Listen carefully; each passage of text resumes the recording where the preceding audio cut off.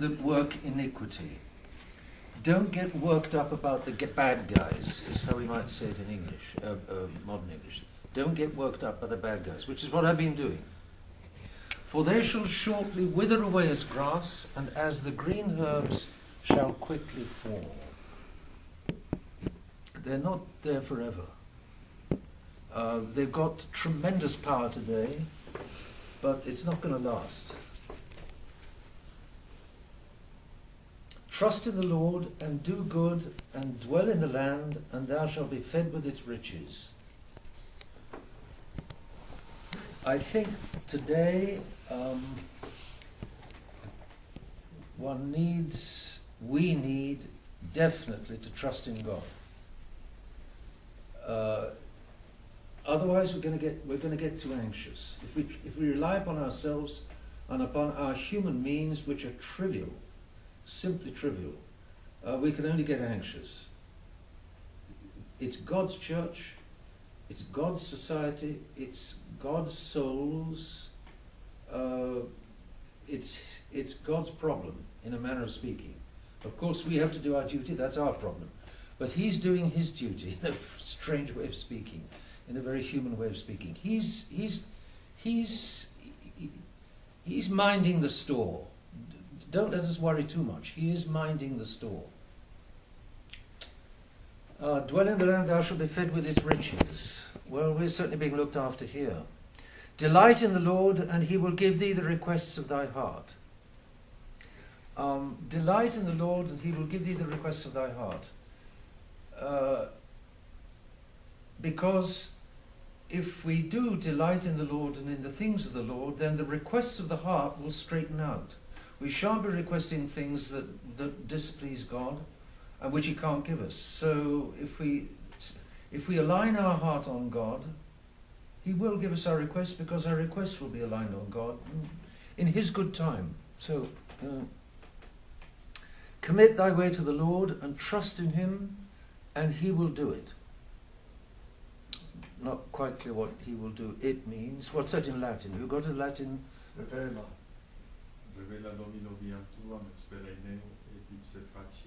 You see, the English is very literal to the Latin. Ipsi faciet quid. What will he do? I think he will do your will. He will do what you want. And he will bring forth thy justice as the light, and thy judgment as the noonday.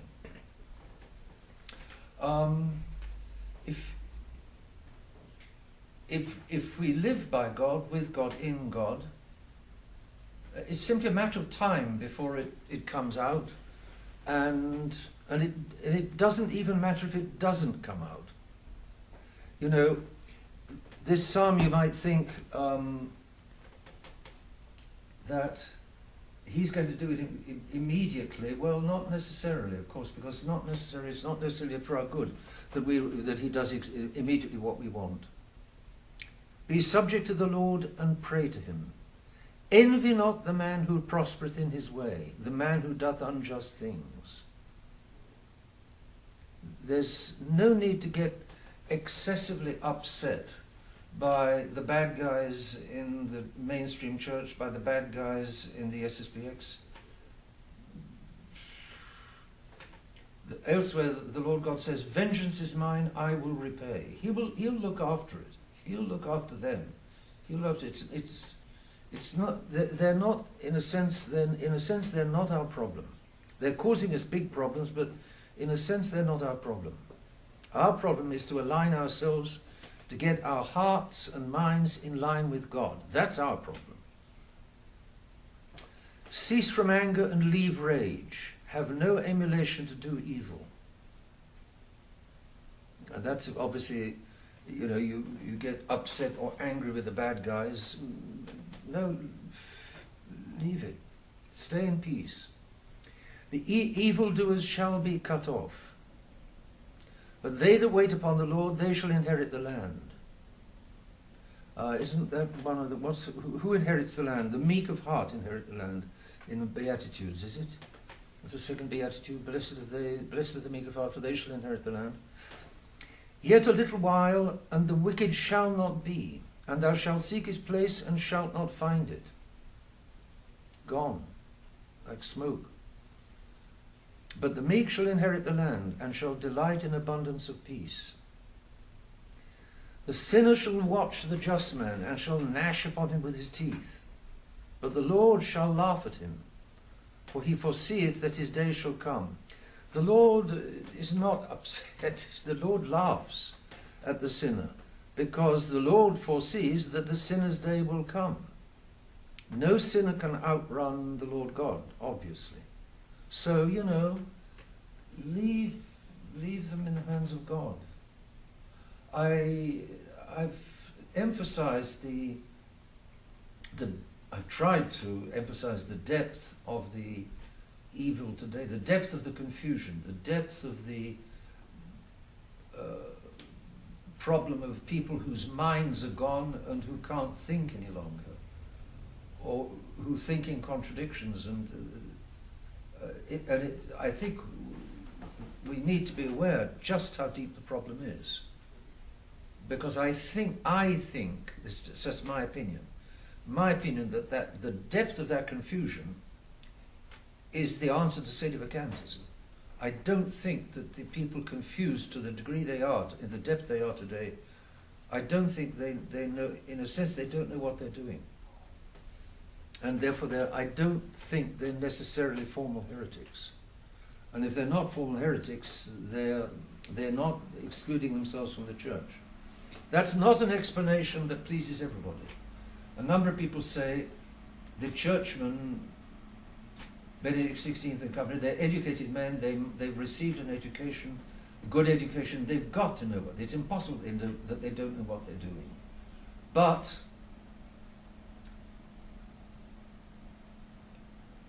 if they've drunk in with their mother's milk at the seminary, so to speak, that truth evolves, which they do drink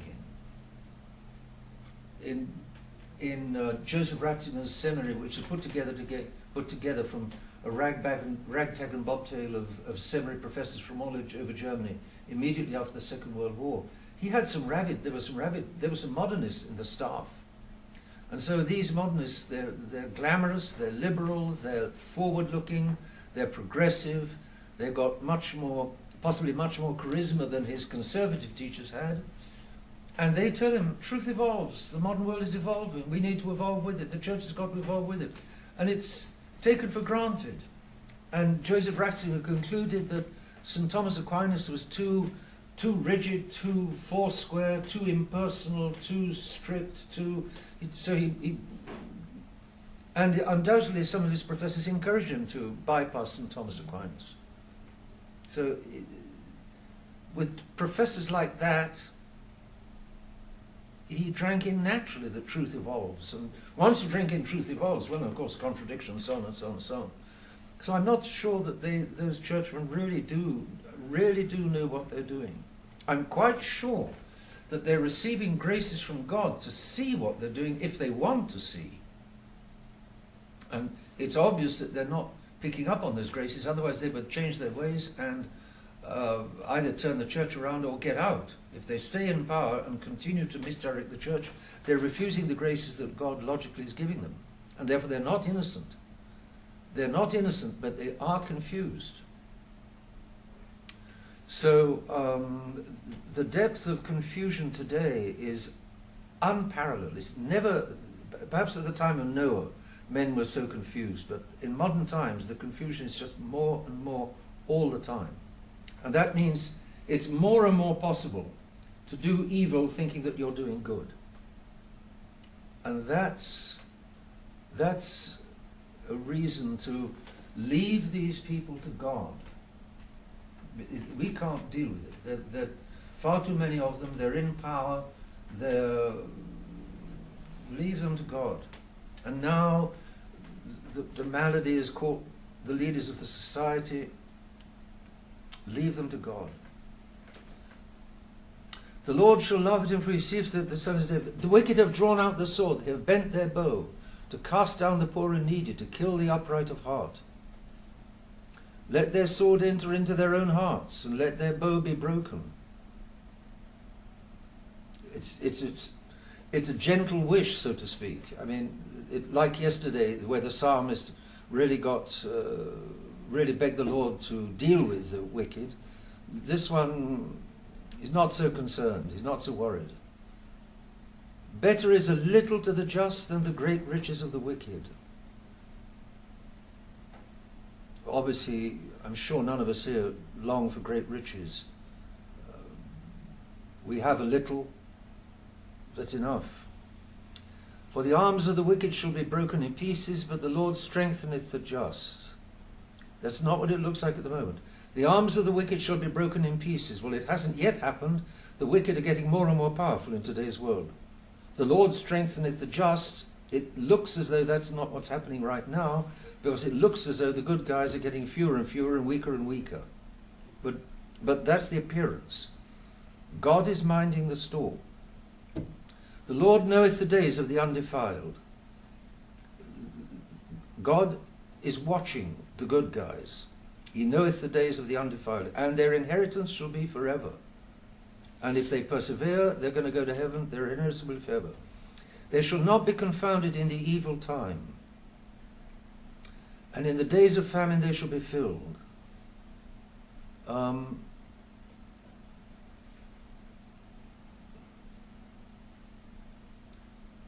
The heart and mind, a mind and heart anchored in God and in the ways of God and in the trust in God will not be confounded, not even today. In the days of famine they shall be filled. Well, some of us may starve tomorrow or the day after, because a lot of people are going to be starving to tomorrow and the day after. But that's in God's hands. And the suffering of the just is quite a different affair from the suffering of the wicked. The suffering of the wicked is liable to drive them crazier and crazier. The suffering of the just, they say, well, it's coming from God. God has given, God has taken away, blessed be God forever. That's the prayer of Job, as you know. So we starve tomorrow because there's nothing in the groceries and there's nothing in the supermarkets, and there's no more berries to eat on the land. Okay, whatever God wills. The enemies of the Lord, because the wicked shall perish, and the enemies of the Lord, presently after they shall be honoured and exalted, shall come to nothing and vanish like smoke. The bad guys today are honoured and exalted. They're holding all the positions in the SSPX and in the mainstream church. Tomorrow they shall come to nothing and vanish like smoke. And you and I need not even wish that they vanish like smoke. The psalmist yesterday did wish. He wished them to be smashed to pieces by the great and good God. But today, the psalmist of 36, not so worried. There's no contradiction between the two. Since both are psalms inspired by God, at different moments, both are perfectly acceptable attitudes to God. Attitudes acceptable to God. The sinner shall borrow and will not pay again, but the just showeth mercy and shall give. Such as bless the just shall inherit the earth, such as curse him shall perish. With the Lord shall the steps of a man be directed, and he shall like well his way. If I'm on God's wavelength, God will direct my steps, and I will like the way he directs them. Of course, the saints get thrown into prison, various points, and then they get mistreated and finally martyred. The saint doesn't mind. He knows it's coming from God, and that's okay by him. If it's okay by God, it's okay by him. When he shall fall, he shall not be bruised, for the Lord putteth his hand under him. Well, the martyrs get bruised, all right, but if they die, they go to heaven. If they don't die, they're still, blessed are you when you shall suffer all kinds of evil for my sake, because great will be your reward in heaven. When we're coming under the hammer of the bad guys, the meritometer, tick, tick, tick, tick, tick, tick, tick. The meritometer, tick, tick, tick. But when we're being persecuted, tick, tick, tick, tick, tick, tick, tick, tick, tick. Big deal. I have been young and now I'm old, and I have not seen the just forsaken, nor his seed seeking bread. Well, that's a testimony. I've not seen the just forsaken. Today, the just are surely forsaken. The just seem to be the Catholics who want to live like Catholics have a very difficult time. It seems as though they're forsaken. But if they could see their reward, if they could see what they are earning, if they could see what they're meriting by not turning against God, even when He's allowing them to suffer, they would ask for more sufferings. It's a question of faith. It's a question of trust in God, a question of aligning our lives on God, and then leaving it in His hands. The unjust shall be punished, and the seed of the wicked shall perish. But the just shall inherit the land, and shall dwell therein forevermore. The mouth of the just shall meditate wisdom, and his tongue shall speak judgment. The law of his God is in his heart, and his steps shall not be supplanted. The wicked watcheth the just man, and seeketh to put him to death, but the Lord will not leave him in his hands, nor condemn him when he shall be judged. Well, obviously the Lord does leave the good guys in the hands of the bad guys. The Lord does give sometimes great power to the bad guys, like today. So the Lord left all of the martyrs in the hands of the bad guys, and they got killed. But again, humanly, it didn't look like a good deal. But the moment they died, they knew what a good deal it was. They went straight to heaven. Expect the Lord. Wait on the Lord. Expect the Lord. God is not in a hurry. We can wait for him. And keep his way. Expect the Lord. Look to God. Wait on God. Expect things from God. And keep his way. He will exalt thee to inherit the land. When the sinners shall perish, thou shalt see. And that's what, if we live long enough, we're going to see. I think the chastisement may be not within the next 10 years, I would think. It might not be within the next 10 years, it might be. If any of us are still alive at that point in time, we're going to see the sinners perishing. Because the whole of the face of the earth is going to be cleaned up. Our Lady said at Akita that the survivors will envy the dead because the devastation will be so terrible. But soon after that, it will be a great period of peace and happiness until about 20, 30 years later, it's going to corrupt again and the Antichrist. I have seen the wicked highly exalted and lifted up like the cedars of Lebanon. I have seen the wicked highly exalted and lifted up like the cedars of Lebanon. We think of modern politicians. There are so many of them. And they're wicked and highly exalted and glorified by the newspapers, by the media, by all kinds of foolish people. And I passed by, and lo, he was not. And I sought him, and his place was not found. Repeating that the sinners will disappear like smoke. Keep innocence and behold justice, for there are remnants for the peaceable man. Keep innocence and behold justice. Stay on God's wavelength. Leave things in his hands. Trust in him to look after. Trust in him to be minding the store, which of course he is doing. But the unjust shall be destroyed together. The remnants of the wicked shall perish. But the salvation of the just is from the Lord, and he is their protector in the time of trouble. And the Lord will help them and deliver them, and he will rescue them from the wicked and save them, because they have hoped in him. Save them at least in the next life, which is all that really matters, if not also in this life. At the moment, it doesn't look as though the Lord is saving the good guys in this life.